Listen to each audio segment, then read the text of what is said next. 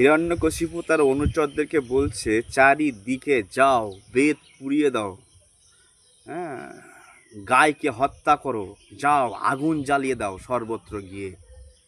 হ্যাঁ, চারিদিকে বিনা কারণে সাধারণ মানুষগুলোকে হিরণ্যকশিপু উৎপাত করছে। হিরণ্যকশিপুর অনুচর হিরণ্যকশিপু এটা বিশাল বড় টেরোরিস্ট।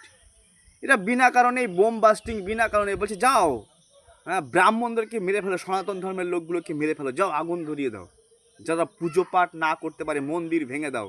হিরণ্যকশিপু এইভাবে যাতে মন্দির ভেঙে দেয়, যাতে পুজো পাঠ না করতে পারে, গো হত্যা করে দেয়, সব লুটপাট করে দেয়, বৃক্ষগুলো কেটে দেয়, এইরকমভাবে সন্ত্রাসী কার্যকলাপ হিরণ্যকশিপু চালিয়েছে।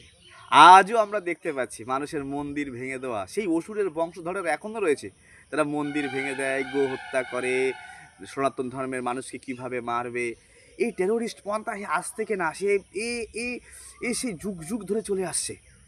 বিনা কারণে সাধারণ মানুষের মধ্যে বোমা বাস্টিং করে দেবে, বিনা কারণে সাধারণ মানুষকে হত্যা করবে, বিনা কারণে অসহায় সহজ সরল মানুষগুলোকে হত্যা করছে। সেই আসরিক প্রবৃত্তি, সেই অসুরের বংশধররা কিন্তু আজও রয়ে গেছে, তারা আজও ধ্বংসলীলায় অংশগ্রহণ করছে।